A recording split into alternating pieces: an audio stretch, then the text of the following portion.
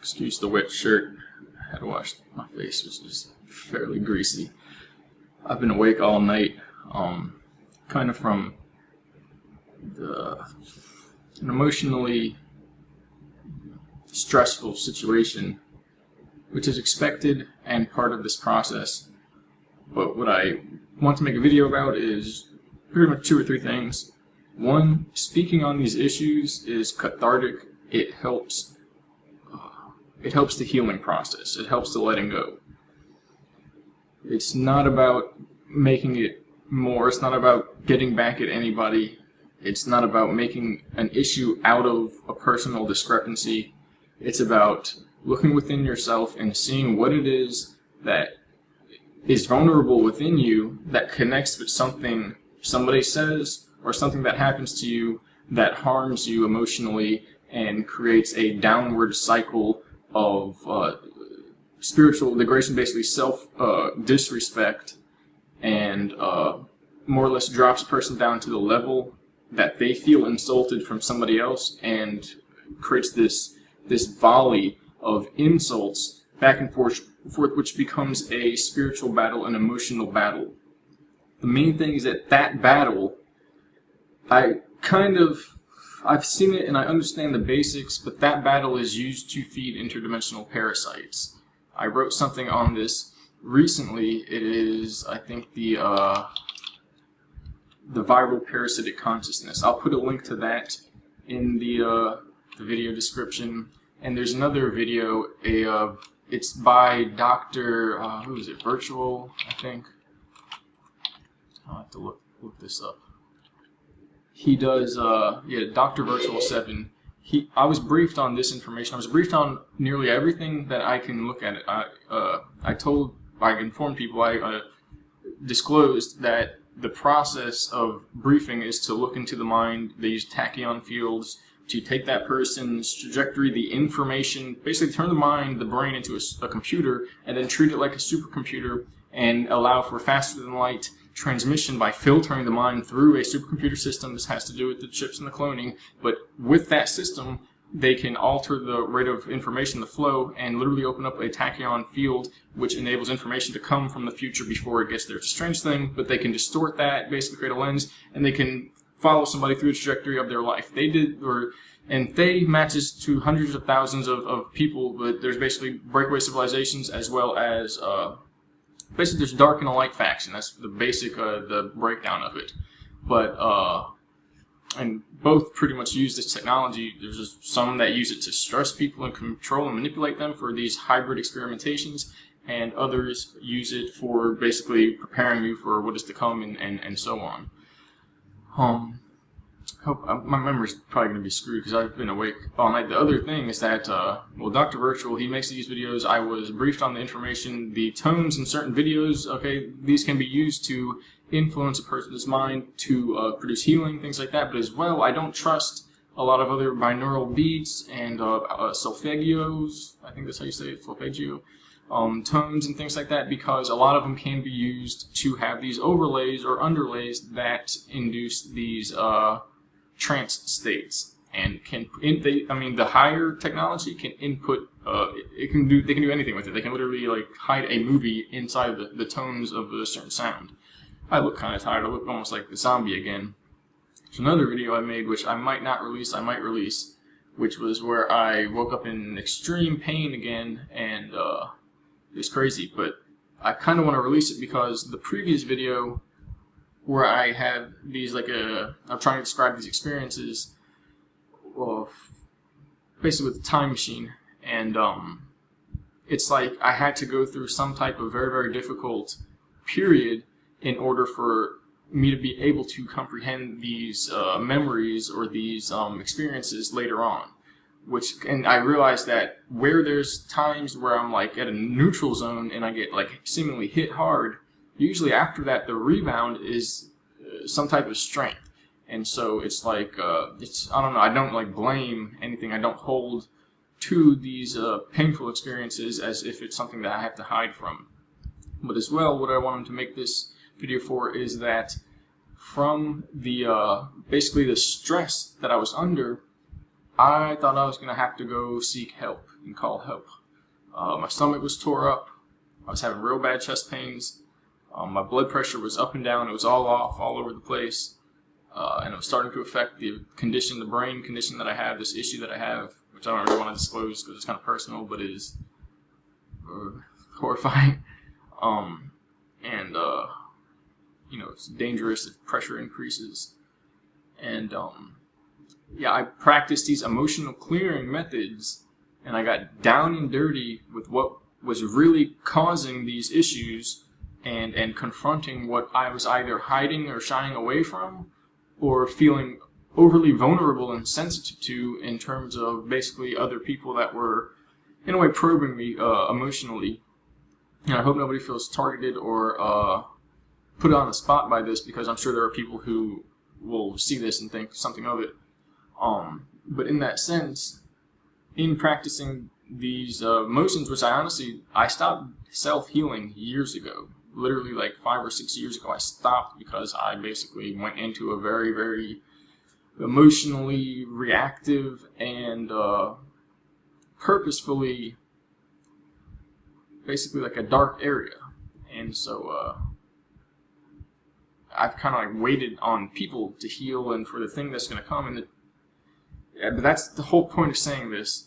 By going through this situation, this aspect, this stress, I was literally up all night. I couldn't sleep, and I was trying to sleep. I was literally trying to sleep, and I was like tossing and turning, and I would literally like fall asleep and then wake up. It's literally like if you have a fever and you have like fever dreams where you're like half in and out of reality. I was stressed to that point where I was literally in and out of this reality. And when I focused and went through the methods that I know of, I feel like I can run around, and I can't run around anyway because of my condition. But say it wasn't there, I would be able to, and that's probably not good anyway. Like say I still skateboard or something, it wouldn't be good to stay up all night and go do something like that. So I probably wouldn't do it. But the point is, I literally don't have the pain that I just had a little bit ago. I also used an enema, so that might have something to do with it. But it doesn't account for everything, because I should be passed out completely, like done. I should be done right now. And I have a real clean diet. I don't eat too much, and I don't, and it's not diet, it's food intake. But I don't eat too much, and I don't eat processed foods. I don't eat junk, really.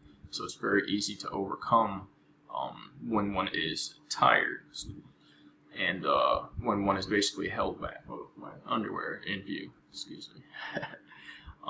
And so, one of the first things is that there's emotional, what we were briefed on, and part of what I was literally instructed to as the basis for what is to come is that there are what are called etheric attachments. These are literally either technology, meaning somebody using a device can create folds of energy which operates exactly the same as a logical function, like a row of commands in a program, but it's through intention and energy-wise. And people have heard of chi balls and things like that. Well, imagine you have a big supercomputer doing it for you. You can make a ball that goes and tell somebody to like giggle or something. Okay, so imagine there's one that's like feel insecure about this, and then probe this fear that the programmer knows the person has, because they can examine everybody's lives and they have all their data information on files and stuff. So they make these little mind control gadgets out of energy that go in and basically attach interdimensionally to the person's energy field, and they'll stay there because it's kind of like a fish hook or something. The pull to resist is what strengthens the hook, the parasitic investment, if you will, or like entrainment of that system. And so there's etheric attachments, and I've spoken on this before, but I was waiting. Everything about this has been controlled disclosure. Nobody likes that word, controlled disclosure. Well, the regular disclosure doesn't cut it, because people just don't really care, pretty much. And it's their own system, salvation or depression at the very least, and complete damnation at the very most. Basically soul distortion. But and so from the beginning, this is about. But as I had to go through unveiling very, very dark things, and to do that, I had to stay in the area where I was in contact with that trauma, with that darkness, with that part of what I had seen. I'm pretty much past that point now, and everything that I've made has lined up with what I was shown and told was going to happen and is happening. When I first came out, people weren't really talking about the events that much, from James Caswell, Donald Marshall, and Max Spears, and there are others, but they're not as vocal, and so I don't want to put their names out there. Now there's pedogate talk, timeline, Mandela effect talk. There's noticing this, all of a sudden people are just like, wait, what are they doing? There's corruption in high places all over. It's fraudulent. The system is basically being exposed for what it really is. There's celebrity cloning. People are catching on to advanced technology, space, cosmic events, the illusion of a lot of these operations. People talking about secret space programs. It's basically inching its way into mainstream, but it's not mainstream because mainstream is fake stream. It's not real at all. And a lot of it is controlled disclosure of a controlled aspect, meaning it's people just kind of going out there to parrot off articles and things like that and make a little name for themselves, which is fine if that's what they're going to do, but there's another layer of it where there's basically, I'm going to tell you I was told about these things and I was involved with them and I was told to bring this to disclosure because everything in the society is a show. It is designed from behind the scenes by those with advanced knowledge and technology, and nothing that happens, no events that happen, nothing in the newspaper happened. It's all planned and mapped out according to this show. Basically, it's a show.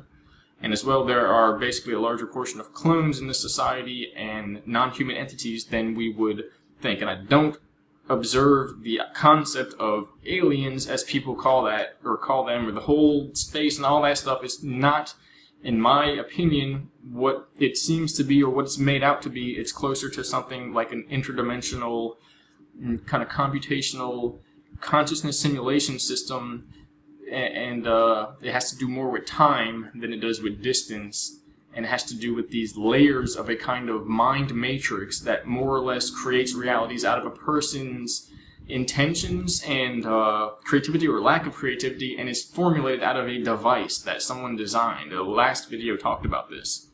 The transcendental object at the end of time is actually at the beginning. And yes, he was an operative, for anybody that knows where that's from. And he told people anyway.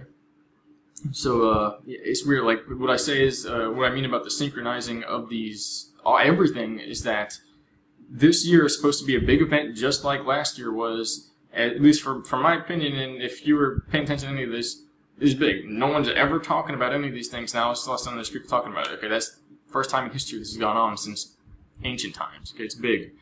And we're in a window of opportunity, and it's supposed to be, something big is supposed to be happening this year. I don't like to deal with dates or anything like that, but it is what it is. And as I was saying, it seems like now I'm at the level where I'm comfortable to move on to what is described as the healing aspects. Basically, deprogramming codes, DNA activation processes, system, basically deprogramming, or you could look at it like an activation program. There's nothing really inherently wrong about a program. It's just automation is not necessarily free will, and in that sense, automation can be used either or, to basically degrade a person or to forcibly rip out these etheric implants, these attachments, these traumas. And I was shying away from it for a while, and Cindy Carter, I believe, who does, I have the worst memory with people that I'm friends with, but she provides a healing service. I'll put a link to that. And it must have been about a year ago, I had the first of any type of service or controlled meditation or anything like that I've ever had. And it was weird. I felt her doing things in her mind that was doing things to my energy body, influencing my body, where she put pressure. And I checked it and I was like, okay, so what'd you do there? And what'd you do there? Like running through it. And where she was like, I put pressure over here and there was a knot by your rib. I felt pressure before she told me that. And it was everything that she was doing with her mind I was feeling. And I felt like this release. And I felt at the end there's like a jerk where she, well, it sounds weird, she puts you back into your body. and I felt a piece of myself return. And before that and after, I was also informed there would be soul retrievals, which are basically due to the fact that they use the souls of us from the projects, the children, to survive. They use them to live off of. They basically eat soul energy. They use it like a tether to keep them connected to this dimension.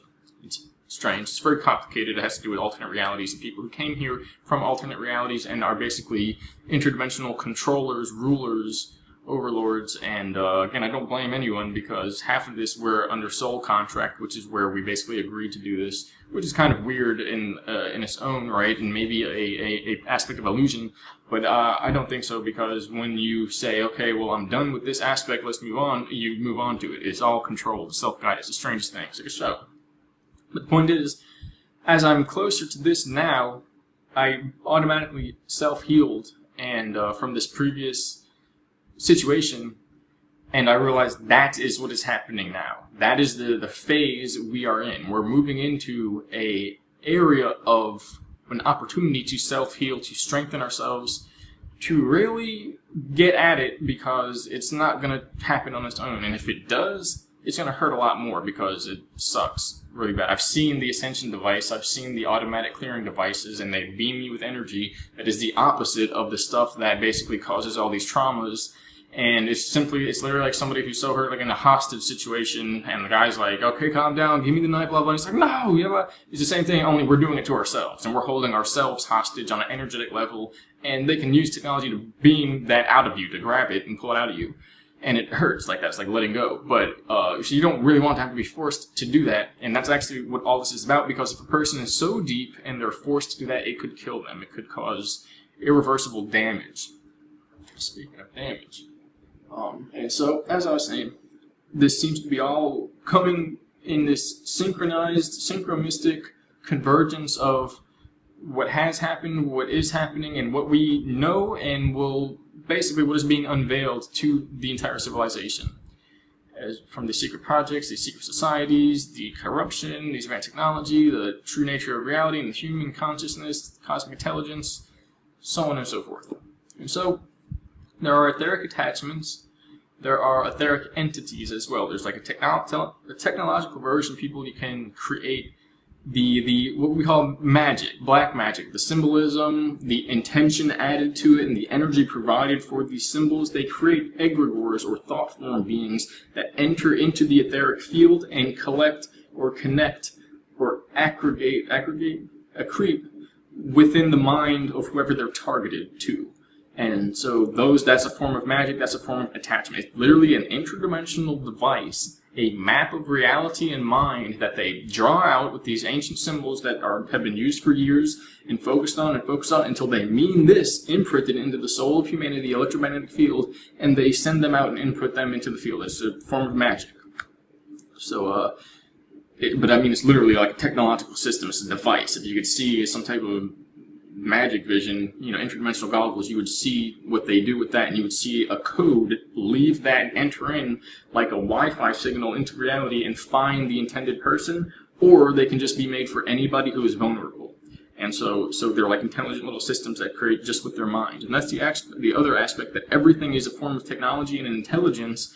You could literally have intelligent water that you drink it and it heals you. Like, that's the whole point. Everything is consciousness-based, everything is intelligent, everything is alive. And we're made to think it's just computers and engines and people and animals, and that's it. Everything else is just dead. And computers and engines and stuff, well, they do work, but they're not truly alive, but they make change. The point is, everything is alive. And so, step up a level and see computers and video games and AI systems, all that, they are actually alive. There's an artificial dimension that is created when we give them life. Just like if a kid's playing with toys or something, okay, there's a portion of that person's consciousness that is devoted to making that thing alive, the toy alive. And in another dimension, in our imagination, it actually exists and it feels and things like that. It's really weird, but that's what it is. And in a way, this world is that for a larger being.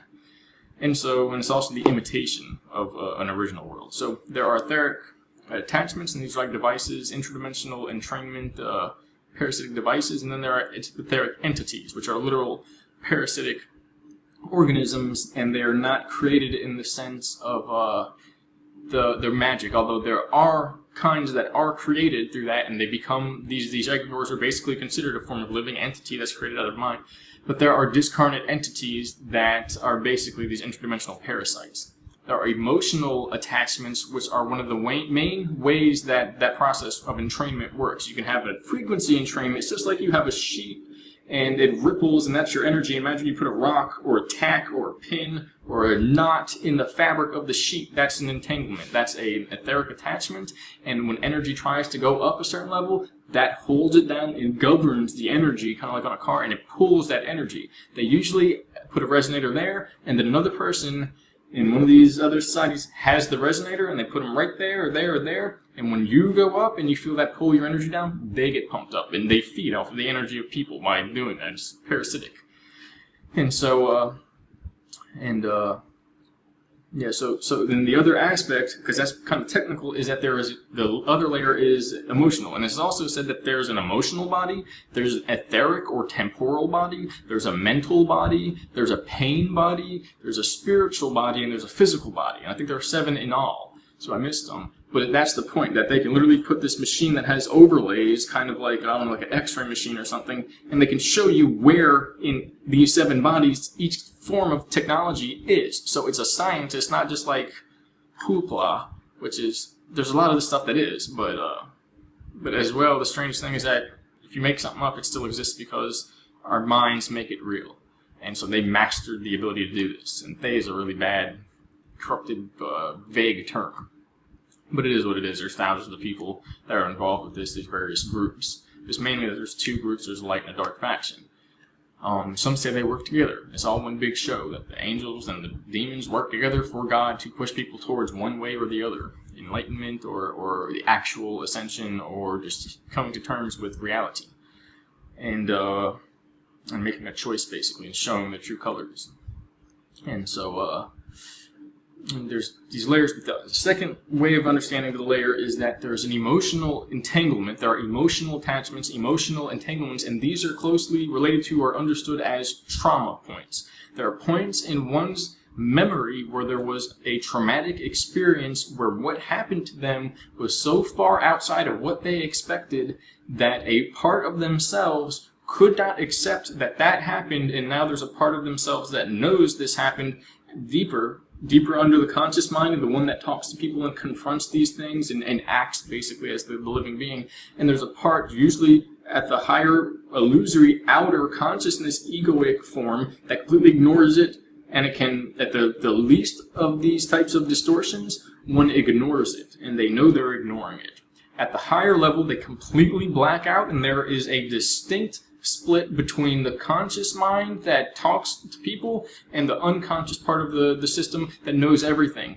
One way to understand this, in early psychology they theorized this, that the actual subconscious mind and the conscious mind is designed by the introduction of trauma from the brain being incapable of processing information through the basically difficulties in childhood, which develops skills, talents, motivation, catalysts, but also basically shatters the personality and creates these fragmented persona, or this fragmented persona, which we call ego, which is what we call when we go outside and talk to people.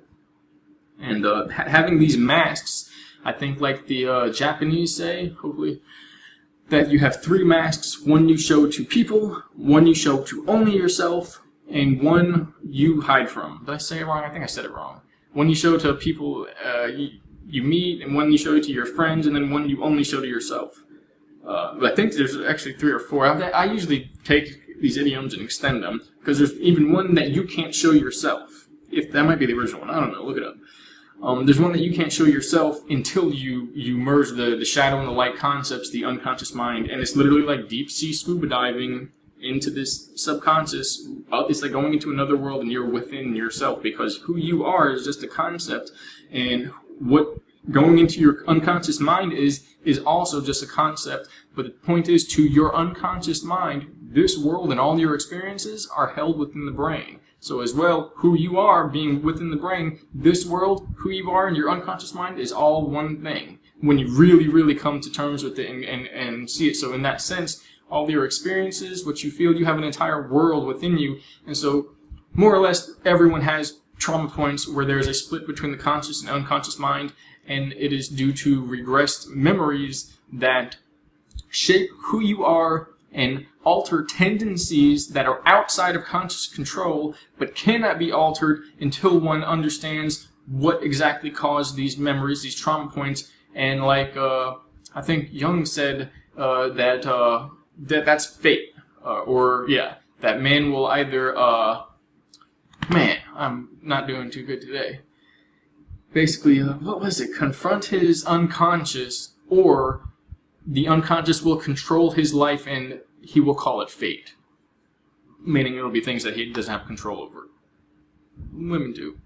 Women don't get a freebie, although they kind of do, because the emotional connection to source, or this true underlying nature, is stronger in women, and it is the essence of healing. It is the essence of knowing the self. Although everything is thrown out in this society to make it a big circus show, to make it a big battle. It's a big psychic battle with everyone, men and women in that regards specifically. And if you can look into the ovulation cycles and why humans have different ovulation cycles than every other animal, and how that works, and the cycles of the moon. And you can simply, something I wrote about recently, you simply ask yourself, sex is how we procreate, how we physically maintain and reproduce. Okay, so who had sex with who to put the first person of your bloodline here? There has to be a supernatural act in order to begin that. A little off track here, but the point is that that supernatural act is something related to our destiny and what we have access to, what we have power to, and it overcomes all limitations. But to enable that, or at least to come in contact with that, we have to overcome the mundane conscious limitations that cause basically regression. Basically, they ran through this when I was briefed on it. All the, was it DVSM or something like that, DSM? All the psychological distortions, the fetishes, the traumas, the phobias, the irrational fears, which is a phobia basically, the habits and addictions, every psychological disorder that humanity has is a result, of this so-called cosmic insanity issue of this, was basically an ego, and it's a split between higher and lower conscious, or the unconscious mind and the conscious ego, and that as well kind of relates to the higher mind as well. And meaning at some point we didn't have that split, and we were in contact with their ancestors, even if they weren't alive. We were in contact with their genetic memory and in control of accessing every dream, and dreaming at that point was journeying out into these internal realms, not just like, whatever, we can't explain why, maybe your brain's just making stuff up. And if you didn't know, your dreams are the most reliable source of information about what is going on in your psyche in this universe. Unless you have a dream machine somewhere where you can walk into it and it makes your dream external and you can look around and actually physically interact with it. Your dreams are that system. They're the gift for that. And we have to manage that, because outside this plane we're constantly dreaming. And so if you just imagine, like Alan Watts says, imagine falling asleep and never waking up. How do you know you're dreaming? Usually when you wake up to the reality and realize that was the dream. So what would happen if you never woke up? It gets kind of weird there. So then at the other end he says, imagine waking up but never having fallen asleep. Never having the memory of falling asleep at first. Never having fell asleep at first, better way to say it. And so imagine waking up but never having fallen asleep. I don't know. Those are the open-ended, it's kind of like a line that goes on to infinity. It's an open-ended line segment that is a projection system that we're kind of attached to and stepping down into. And but there is, the solution to that is a supernatural event. I don't want to say ascension or enlightenment, these are kind of corrupted. It's the liberation from this matrix system, this linear timeline, this construct. And it has to do a lot with overcoming fear, a little bit, or maybe a lot with the intellectual aspect of knowing how to kind of piece together these portions of yourself that are split up and drawing them back together. But the main part of that is you don't grab them and put them together. It's about healing. It's an intuitive, emotional healing aspect. And so the idea is that these trauma points, these emotional entanglements and attachments, now I can't even remember where I started. They have to be healed and drawn together, and it's through going back and examining what is causing us to act in certain ways, and in doing that, regaining the power that was taken away from us through the event which altered the memory. And I can't remember where I was going to go with that, but those are the first 3 layers, the basic understanding of what is basically the series of distortions that is related to this whole system. And one aspect I can recall is that all those disorders in that big book that they have, which is like 3 layers, I can't remember the name. It's theorized that these exist here because of a spiritual psychotronic warfare, which was a massive break, a traumatic event in the history of the species that caused a kind of schizophrenic, energetic, spiritual fall from grace, or the fall of man. And from that point on, this egoic kind of separation from the higher and lower began. And now the tiredness is coming through because I'm expending all my energy doing this.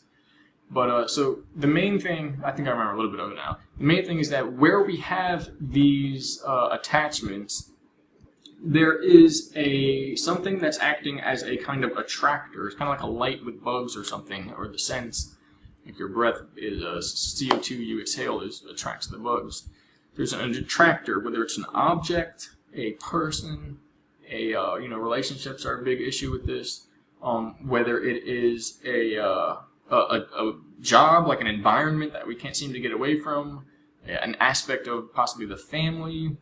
Something in our lives acts as an anchor that continues a introduction or a connection of the energy of that trauma within our lives that intrudes upon us consciously and causes these deviations, but that we are not more or less confident enough and strong enough and aware enough, or at least not letting ourselves be strong enough to overcome this by first becoming aware of it. All you have to do to overcome it is acknowledge it. And when you acknowledge it, there's a detangling effect, a disengaging, and the power of that regressed memory, whatever the event is, that holds an irrational fear, a tendency that one can't get over. Whatever it is in the conscious mind that we do that we feel like we don't have access to control, that disappears and we gain the control once we connect the memory or the object, the anchor point, with the distortion in ourselves, with the undesirable dreams, or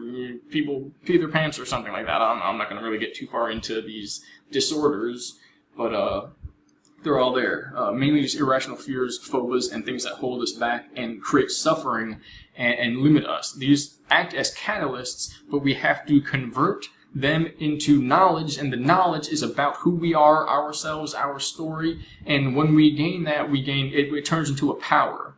There's also an excuse of why a lot of these things are done, because they're like, oh, we're not traumatizing humanity, we're making them stronger, because you're going to overcome it, and nothing's going to hurt you that way, which is, I'll let you decide on all that.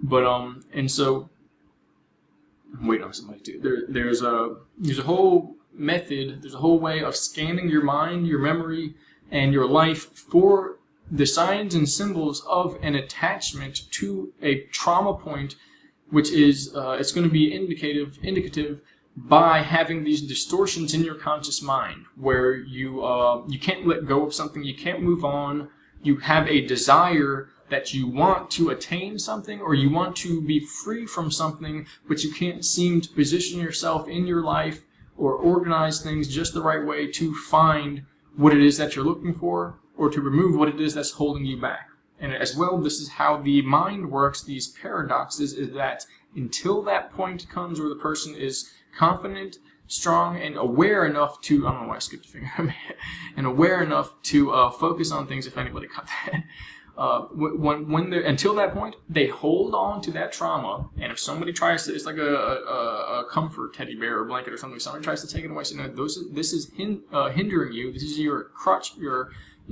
hinge of healing that you have to let go. They hold on to it, and you can't rip it out of their hands because they'll scream and cry, and it is like, it threatens them. It threatens the sovereignty of the illusory mind, which feels threatened by the illusions of the necessity to hold on to that which we are afraid to let go of energetically and mentally. Not something that's going to actually physically hurt you, but something that you don't want to let go of because it gives you an emotional, sentimentality. I'm not going to even pronounce.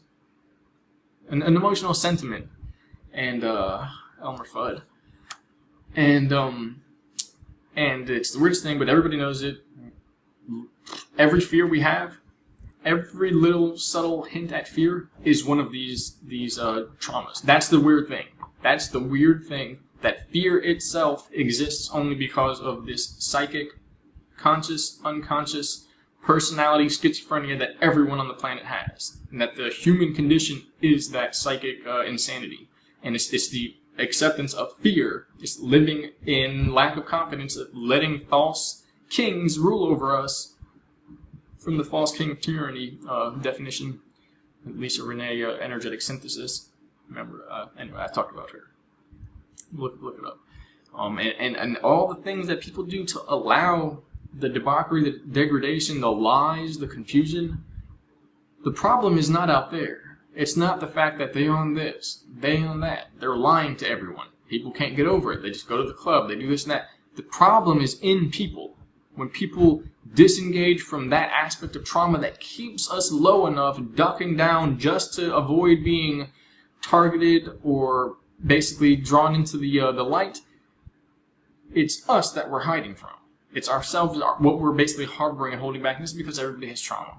But it's confusing because as well, the trauma is what we're born into because the way the brain is configured, there's an automatic induction of trauma just from being born. But as well, when we don't basically adjust well enough to overcome the limitations, and it develops into these setbacks, if you will, and natural capabilities, these psychic abilities, contacting the genetic level of memory, this soul level of awareness, this massive self-healing power, all these abilities, they're restricted. We don't get access to them. We're in like a very, very weakened, low intelligence, low emotionally stabilized state, and that's why we seek pleasure, comfort, and security from the illusions of food and sensory pleasure, social acceptance, all the things that we think we need because we're more or less told to, or because other people do it and we just assume that we don't actually need and are actually the source of the problem. Or at least a secondary source of the problem where we have an initial problem, then we go to a secondary source to solve it, and it recreates the problem, and we have this vicious cycle. And if you followed me this far, you probably know, if you've been reading and watching up until now, you know that our society is based upon this disorder. It's based upon sickness. It's based upon illness, on addiction, on fear, on the illusion, on trying to stay alive so powerfully or so much that people forget to live, forget to feel, forget to remain human and empathic. Empathic. I think anyway, you can spell it both ways, maybe. I think they're slightly two different words. This is what I do when I'm tired and my words just kind of like bounce around. And so the first idea is examining oneself. I'm going to cut this probably within like 10 minutes. Is examining oneself, and you can go on for hours with this because there's so many methods and nature behind it. It's best to try and convert it into one that basically describes this and begins the process, or fits the process for everyone. Excuse me for my mustache combing. And so the easiest way is just like a microscope or you're analyzing somebody's frequencies or a sound bite. You take a measurement. You take a sample measurement. And so the easiest way is to sit and record a day, a time, a year, or whatever it is, and you make a recording of your emotional patterns, of the tendencies that you know are cycling through your existence that you'll find out sooner or later whether they're one way or the other. In extreme cases, you'll already know because this will be something that traumatizes you continuously, or that you've been trying to get over for years because you're put in situations where a type of mental or emotional liberation is kind of like required, and you can't get through that situation. You can't, get out, or you can't go through a certain experience because you withdraw because of this problem that is within. And so in extreme cases, you'll already know. main thing is to record the tendencies, the choices one makes, and anything that sticks out. And you will notice it is the frequency of events, of choices, of habitual, recurring situations and responses, kind of like reactions. You'll know the frequency where there are certain aspects of your behavior being triggered at certain times and in certain places. And the point is, if it's triggering because of an external feature, it's not you doing it. It's not your behavior. It's not your personality. Well, it's not you. It's your personality. It's a configuration that's within you that is holding you back, that you use to describe yourself, but is not who we are. And so that's one way, and it's the basic way it's done, at least to begin with, to find out what's really going on. Because when you see the frequency and you draw out a matrix of your behavioral pattern, your schema, you'll realize where it is that we're basically being played kind of like a puppet by these emotional systems. The highest degree of this, the people who are basically controlling everything, they don't actually have free time. Everything on that list is a parasite controlling them, and they know it because this whole thing is a big experiment. I gotta stretch my shoulder. And so it's very, very real, very powerful and important. But that is the beginning of healing, and eventually, then there are techniques and methods to go back through one's life and figure out why this event is tied to one of the artifacts in your life, whether it's an experience, a person, an actual object that you keep around, the aspect of a location, an addiction, a habitual something or other, something that's persisting, and why this. Did I say it's the object? Either that or the habitual cycle of what you're doing, connected to an object or something present in your life, and then connected to your memory. The first two are kind of the same thing, but there's a difference between them because usually there's an effect of the memory that changes our mentality. Then usually there's these anchor points, which are secondary healing methods, or like self-medication methods, and these they result in a vicious cycle of abuse, basically, of recurring issues. And you'll see where the comfort object or habitual like self-medication aspect is. You'll see that's a cover for something much deeper. And wherever we have these little debts or these small issues, there's actually cover for something much deeper, which is hidden, and we're attaching to that small issue to hide from ourselves the real issue. And so the point is that the modern Western psychology version of this is called psychotherapy, but it's outside of psychotherapy. It's outside of all the psychologies that we've used today or have been used. There's a couple others. My memory's not too good right now. Now I'm going to pass out in a little after I make this video. But it's beyond all of that, because all those were slightly skewered. They were older versions, and they don't actually cover the full truth. Reframing, emotional reframing, reassessing the situation, but the basis of it is first through analyzing. That's where the psychoanalysis comes through. Although psychotherapy is not the complete school of knowledge that is used to heal. I'm really not sure if there is a complete one, but it's related to all this, and mainly it's about finding the trauma point, connecting it to the whatever initiated the regression initially. And all you gotta do is become aware of it and connect the two, and it loses its power, because every time that cycle basically tries to revive itself, for some reason, knowing what is causing it, it does not cause that vicious cycle to occur, and it gets less now every time you see it. And that's emotional attachment, which is that, what I was saying is that is how these other systems are anchored in. If one's free of emotion, or free of the emotional attachments, the tendency to attach to pleasure, or to, in that sense, to fear and basically hiding from their own truth, the other methods don't work. The magic, the etheric attachment, which can be literally energetic implants into the body, these type of interdimensional parasites that people call mind parasites or demons or whatever you want to call them, they're like nightmares that exist in a mental plane and can literally jump from person to person. And they don't have power unless we're in a low, regressed, emotionally limited state where we can't process what is required to be processed in order to basically process out these vibrations, these entanglements, these ideas because we have a natural spiritual immune system that when we're in high enough energy and high enough processing, naturally is resilient to the trauma, the fear, the depression, or basically these distractions that are used to entangle people and literally suck energy from them and cycle into these other realms or these other societies that feed on people in a vampiric fashion. And so it's like those extra versions, if you will, are the secondary or extrapolated versions of the initial emotional trauma that occurs within us and that we have to allow to continue to happen in order for those other ones to work.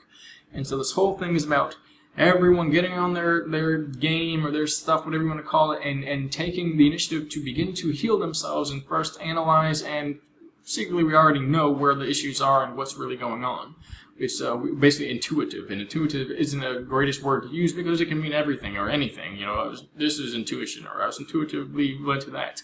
The point is, in this sense, it's, in my opinion, useful because you intuitively know what you are most afraid of and what holds you back the most. And when you are fully honest with yourself, you can access that, and you can begin to heal yourself and work through what are seemingly barriers and blocks and setbacks in your memory and your personality. And ultimately, that is how these barriers, these setbacks, these attachments, that is how the fragmented personality is set up.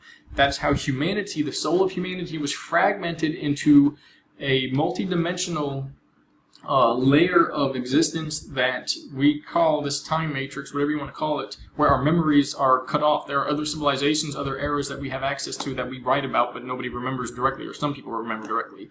And there's devices that can be used to basically connect your DNA and your memory, and you have instant revelation of that other side. But if you're not capable of holding up that frequency, it'll go away. And as well, if your energy is real high, that's what will feed a parasite. So if you don't know how to overcome the fear and trauma and things like that, a person will become a target as a result of connecting with that well of energy. And all of this is supposed to be coming back. The point is, one thing is the celebrities are largely in use to the system, and that is where a lot of these personality disorders or outward displays come from. It's from fractured personalities, from being used more or less through this program. But the idea is the entirety of humanity is within this program. The soul of humanity is fragmented. This is because of trauma that occurred thousands upon thousands of years ago, and as well, this whole time is about the trauma, the realms, and the multiple personalities coming back together at one. This is what a lot of people call the Mandela effect, with these Mandela or these memory changes, and these are like etheric implants for the realm that are holding events of history in position, not of your body, but in history, and they're being removed, and now the fields are merging. And so in the same sense, etheric fields within the body are being healed, and the energy is increasing, and people's memories are altering. And so then the emotional aspect begins to heal, and when the emotional aspect is healed, the multiple personalities merge back into one complete personality, and that is what they call the awakening. And a person must be prepared for it, and there must be a team ready to maintain them and go into their mind and like a magic school bus and keep their stuff going and keep everything under control, because it'll kill a person if they're not ready for it. But as well, that is what this time is about. And the merging of the healing process is literally the merging of multiple personalities, and you gain access to, I think the end result is 9 times the amount of power intellectually and spiritually of what we are originally in this regular society, which is difficult to comprehend. Imagine having 9 times the access to memory, the ability to concentrate, the intellectual or capacity to hold information, like 9 times the amount of RAM on your computer, 9 times the amount of processing power. Okay, it would be like a supercomputer at that point. But that's the idea. That's the true version of humanity, of every last person. It's fragmented through the way the brain operates and the configuration. So, in concluding this entire large run-on sentence, I removed myself from anywhere that I found that I was being stimulated to emotionally respond. And this is just after I wrote something on emotional reactivity and how that feeds the parasite, and it is the primary method for gaslighting, satanic abuse, trauma, of getting fleshing out the mind and getting people to devote energy to these abusers. Don't respond to it. Don't respond, or respond 100% factually, honestly, and directly. Don't give any play any play into the illusion, any play into the nonsense, the mayhem, the emotional etheric, the emotional parasitism. Don't give any play to that. And so I removed myself from that. Then I spoke my mind in the way that I felt it necessary to do so. I said this before, all you can do is speak your piece, tell the truth, and let it alone. You can't do anything else. It's also not right to force people into an awakening. You cannot force people to merge personality together because they are not prepared for it unless they want it, and if they are not prepared for it, it will cause lasting damage. It's not how it works. It's just like in the movies, The Matrix, whatever. You cannot force a person to wake up unless they permit it, unless they choose it. And as well, you can't force a person to fragment either, unless they choose it. On some level, they have to invite that vampire, that trauma into their life on some level. The point is, we speak with our energy, we speak with our consent, we consent with our decisions and energy in life, and people don't know the language of the subconscious, and they don't realize how they're absorbing and enabling this stuff, these traumatic events, this disrespect by disrespecting themselves. You know, anything you put in your body, anything you do to someone else, you're enabling to come back at yourself, and it's consent, and that's part of the big game. And so I removed that, and then I went through, spoke my piece, and I went through, after that, at the end, I went through basically self-love and healing methods. Kind of sounds funny, but I literally hugged myself a few times. I don't even want to do it fully on camera, but and seriously, and I feel like I could feel parts of myself that were hurting, where I was having like these spasms and pain in the muscle, and there's muscle tension, kinesthesiology, there's an emotional connection to the muscles where there is trauma. For some reason, your brain goes, look, somewhere in me hurts, but I can't tell where or why. So here, now your bicep hurts, or your wrist hurts or something. And it puts the pain in these areas, and when you can target that, it's literally like you can say to your unconscious, all right, now I'm giving you attention that you need. Now I'm focusing on this issue. Now you have my attention. And you can use many methods. But and those are some of the methods. And so like you can say kinesthesiological, how am I doing here?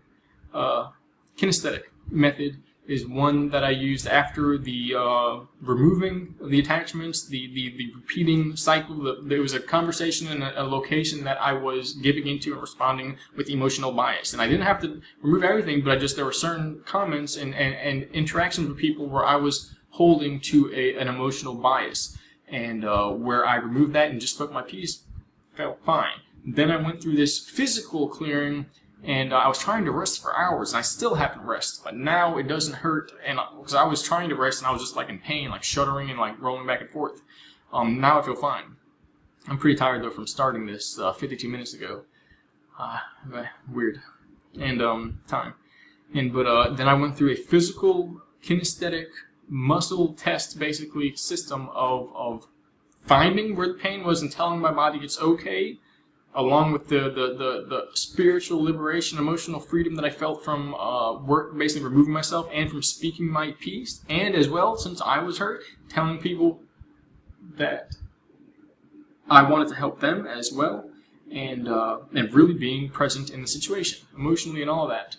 And then basically confronting my unconscious, but in the body consciousness version, and like being here in the moment, confronting the physical reality version of it. And everything went away. And I also connected some personal things, and I see how it's basically manipulation about certain things that I wouldn't, I was letting people do to me and letting people say to me, and wasn't owning up to the fact that by the way I was responding, I was secretly, unconsciously agreeing with them, or I was trying to convert it right back at them and come down to the level that they were at in order to basically abuse me in a certain way. And it's not just this situation, but that acts as a connection point for all the other times in your life where that happens, which is why when you do this once, fully, it heals everything. Which is also, if there's a lot, it's going to take more than one time, more than one try. But the point is, the first time this fully, completely happens and you return to the surface, if you will, after going down and getting the treasure, yes, that's all you have to do, and you're there.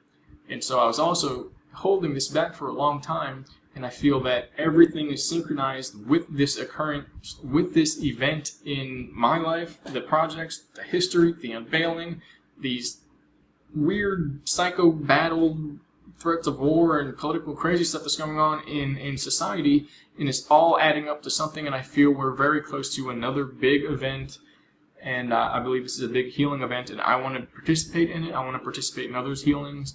I shied away from self-healing. I shied away from the deprogramming, the DNA activation codes, the revival of that internal essence, that presence of self that hides when things get real tough, and basically these essences, these aspects of trauma come out. I don't shy away from it anymore, and as well, it's strange because in going through the tough event, both in history, both in the projects, and in other aspects of my childhood and my life, and just the last couple of days with the issues that I've basically had to confront, in going through that, it catalyzes my return to wholeness. Strange as it is, we can't beat that. Where there's a catalyst, where there's suffering, we're supposed to convert it into healing and strength, and that's how it works.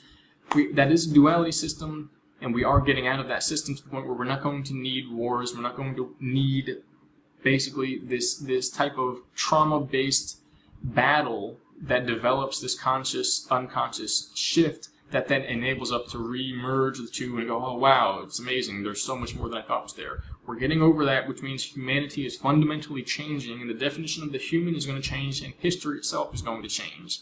This has to do with everything that I am here to talk about and disclose, everything we saw and knew and so on and so forth. And again, mainly that's about the parasite. The parasite is being removed. Because the parasite is being removed, this main cosmic insanity, this split between one reality and the next, the bioptic mind, the brain mind control system, it's being solved. There was a code apparently entered into this matrix system that converts it into a horror show. And yeah, that's pretty much the basis of it. I even have some stuff written, but I didn't get to it all because I guess felt like saying it in my own words. And there's also more stuff. I'll probably put it in a next video. I never went back to those other previous posts and started the old, like the revelation that I wanted to in these posts that I made a while ago and I never caught back up to. I may start with this one. It'll come in a variety of ways. I don't force it though. And, but I do want to use what I have written to basically bring that out in some video forms. Alright, so thank you. I feel like there should be a more constituent, what am I doing with these words? A more compositional, no. A more substantial conclusion to this. But there's a lot more of the healing aspect. There are other aspects, there are energetic aspects, there are methods. But that is the basis of it. I wanted to provide an outline here for what this healing aspect is. And this is actually at every level of the 3 phases of Unveiling that I have outlined, from the celebrity cloning and corruption at high places to the advanced technology and what that has shown, and these hybridized systems and the parasitic consciousness, down to the unveiling of cosmic intelligence, the way history has been altered through this temporal technology, this advanced technology, and the way humanity has been set back by this cosmic parasite, or this interdimensional parasite that has altered history and altered minds and fragmented the soul, and that this cosmic healing event is taking place.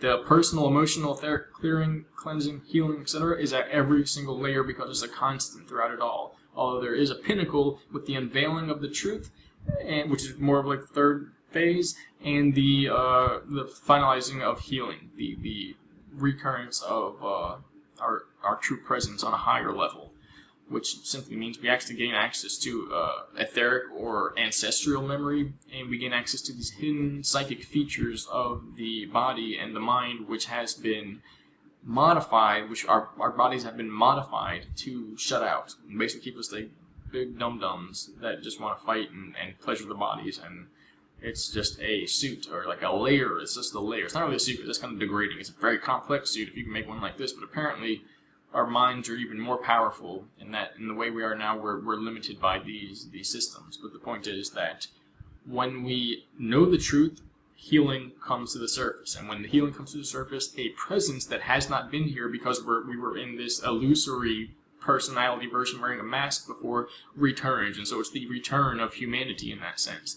And the last thing that I'll say is that literally the emotional cleansing and scanning and all that is a major aspect, if not the major aspect. But ultimately, all it is to find the truth. As long as the truth is unveiled and we see what's going on, who's running the show, who's controlling us, what's really going on, the healing is automatically instigated. That's part of what these machines can do. They basically unlock the memory in the mind, and it's horrifying. But in seeing that, there's this cathartic healing that has to occur. Otherwise, you'll just sit there and nobody really does that. It does happen, but anyway, so it's basically the unveiling of the truth that enables it.